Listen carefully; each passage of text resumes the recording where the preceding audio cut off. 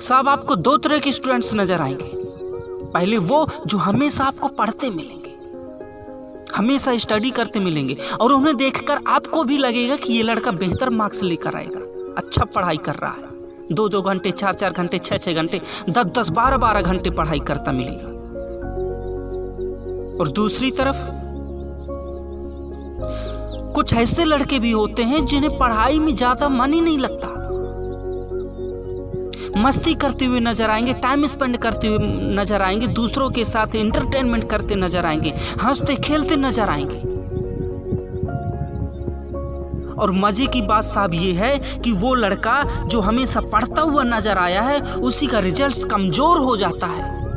हम देखते हैं कि उसका रिजल्ट कमजोर आया है, अच्छा परफॉर्म नहीं कर पाया।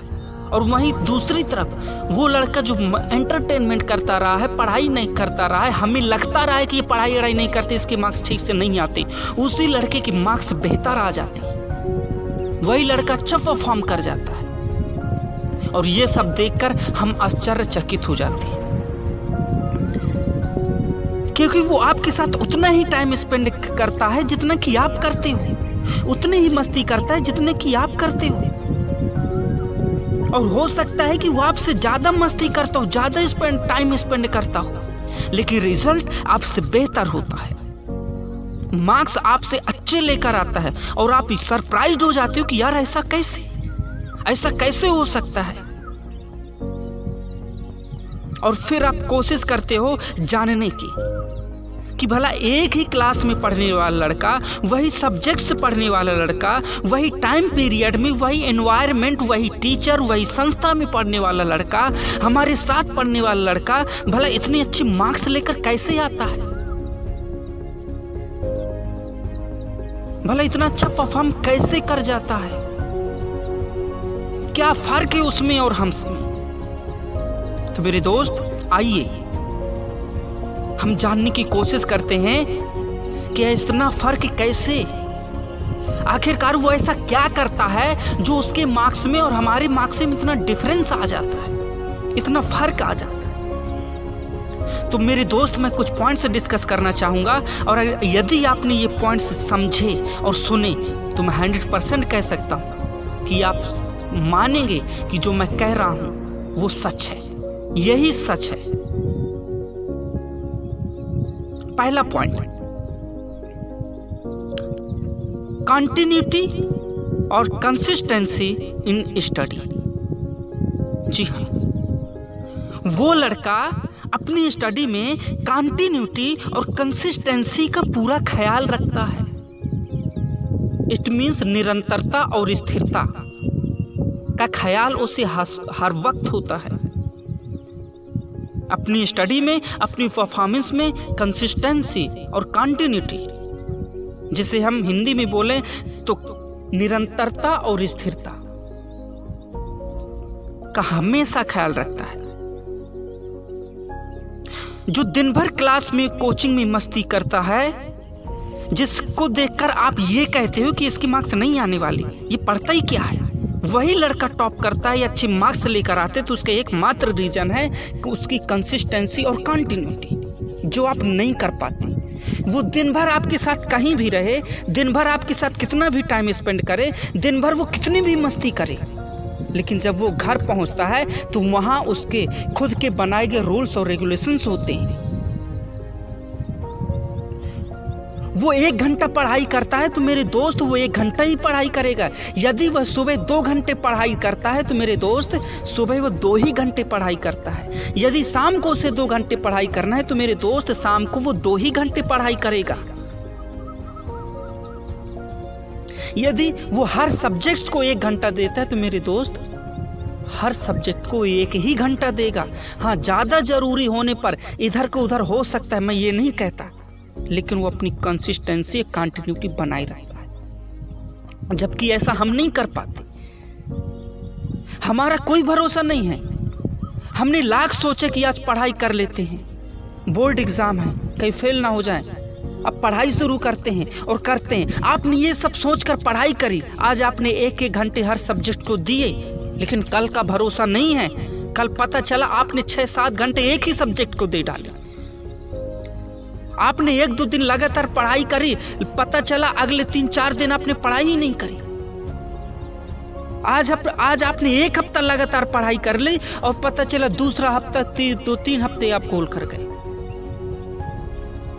और यही मेन वजह है आपके पीछे रहने की। लेकिन वो लड़का, उसका चैप्टर क्या है, उसके टॉपिक्स कैसे हैं, उसे कैसे कवर करना है, कितने में कवर हो जाएगा, कितना टाइम लगेगा, इन सब चीज़ों को पूरा ख्याल रखता है। दूसरी चीज, balancing and managing in study. अच्छा, बैलेंस किसको करना है और कैसे करना है? मैनेजिंग और बैलेंसिंग का मेरा आशा है कि खुद को बैलेंस रखना, खुद को जोड़ने की कोशिश करना स्टडी के साथ। जी हाँ, आप खुद को स्टडी के साथ संतुलित कर पा रहे हो कि नहीं कर पा रहे हो, आपका संतुलन गड़बड़ हो जाता है सर, आपका बैलेंस डगमगा जाता है। आपको क्या होता है, कभी पढ़ाई के टाइम पर ही बुखार आ गया, आपका हेल्थ खराब हो गया, आपकी ब्रेन एनर्जी जवाब दे गई, ऐसा हो जाता है। और वो क्यों होता है मैं जानता हूँ। सब होता क्या है कि हम लोगों में से कुछ स्टूडेंट्स क्या करते हैं कि हमारा माइंड सेट ऐसा बना दिया है कि आप बोर्ड एग्जाम में गए हैं तो आप फेल हो जाएंगे, अगर आपने मेहनत नहीं करी फेल हो जाएंगे आप, रिजल्ट बिगड़ जाएगा। और इसी माइंड सेट के साथ कुछ स्टूडेंट्स होते हैं, वो स्टडी को एडमिशन लेते ही स्टडी शुरू कर देते हैं, पूरा 100% देते हैं, पूरी 100% एनर्जी के साथ, पावर के साथ, पूरा फोकस, पूरा कॉन्सेंट्रेट स्टडी में। शुरुआत में ही आपने एडमिशन लिया, शुरुआत में ही लगे हैं और आपने 2 महीने 3 महीने 4 महीने लगातार पढ़ाई करी। इसके बाद आपकी एनर्जी, आपका ब्रेन, आपकी पावर जवाब देने लगती है। और जैसे ही आपको कुछ कमी महसूस होती है, आप अपने आप को फिर खींचते हो, नहीं यार पढ़ना है, बोर्ड एग्जाम है, अपने आप को खींचते हो। फिर आप अपने दोस्तों से मिलना बंद कर देते हो, घूमना फिरना बंद कर देते हो, स्टडी में लग जाते हो। कुछ दिन तो पढ़ाई करते हो, इसके बाद आपकी हेल्थ खराब हो जाती है या आपका ब्रेन जवाब दे जाता है, एनर्जी काम नहीं करती और फिर आपके अंदर टेंशन आ जाती है, डर आ जाता है, भय आ जाता है, क्या होगा क्या नहीं होगा, कैसे पे करेंगे। और जब रिजल्ट और जब पेपर का टाइम आता है तो आप फेल हो जाते हो, आपके मार्क्स कमज़ोर हो जाते हैं क्योंकि आपका एनर्जी, आपका पावर जवाब दे चुका होता है। जबकि दूसरी तरफ वो लड़का जो मस्ती कर रहा था, वो अपनी स्टडी को एडमिशन के बाद बड़ी धीरे से पोलाइटली स्टार्ट करता है, बड़े धीरे के साथ, स्लो मोशन में। जैसे पेपर नज़दीक आते हैं वो अपनी स्टडी को बढ़ाता है, और नज़दीक आए और बढ़ा लिया, और नज़दीक आए और बढ़ा लिया, लेकिन मस्ती एंजॉयमेंट करता जाता है, दोस्तों के साथ घूमता फिरता है, लेकिन स्टडी में फोकस की है। 1 घंटा 2 घंटा 4 घंटा जो देना है दे देता है। और जैसे ही पेपर का टाइम होता है, पूरे 100% पावर के साथ, पूरे 100% एनर्जी के साथ पेपर में फाइट करता है और फिर अच्छे मार्क्स लेकर आता है। सिर्फ यही फ़र्क है, यही फ़र्क है मेरे दोस्त। तीसरी चीज़, इन्वायरमेंट और एटमॉस्फेयर। हो सकता है कि आप जिस माहौल में रहते हो वो माहौल स्टडी वाला ना हो, और जो आपका दोस्त है उसका माहौल अच्छा हो, उसके पेरेंट्स पढ़े लिखे हैं, उसके पड़ोसी पढ़े लिखे हैं, वहाँ ऐसा माहौल बना है कि वो आसानी से कांटेक्ट कर जाता है।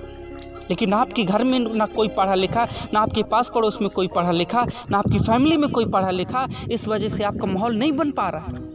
तो मेरे दोस्त, एटमॉस्फेयर, एनवायरनमेंट का कोई खास इशू नहीं है, क्योंकि जिस कमरे में आप रहते हो, जिस कमरे में आप पढ़ाई करते हो, आप उस कमरे में खुद को बंद कर लो, क्योंकि वहाँ आप पढ़ते रहते हो तो वहाँ एटमॉस्फेयर है जिससे आप कांटेक्ट कर सकते हो।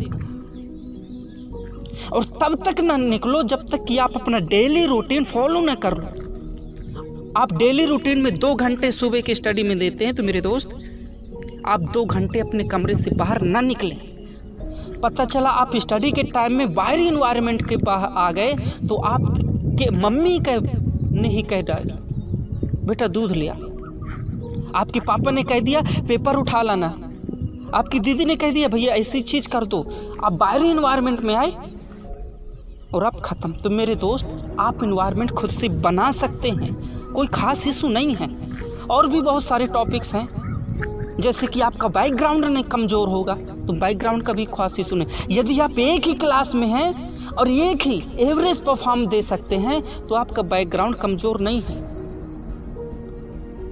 हो सकता है कि आपका फोकस, आपके रीजंस, आपके हेल्थ, आपकी वो चीज़ें नहीं जो आपको पढ़ा सके। बहुत सारे रीज़न हैं, तो मैं उन पर नहीं जाऊंगा। जो इम्पोर्टेंट थे मैंने उनको बता दिया। और यदि वीडियो पसंद आया तो मेरे दोस्त वीडियो को लाइक करिए, सब्सक्राइब करिए और अपने दोस्तों में शेयर करिए। और नए वीडियो का नोटिफिकेशन सबसे पहले पाने के लिए बेल आइकन को जरूर प्रेस करें। थैंक यू, धन्यवाद।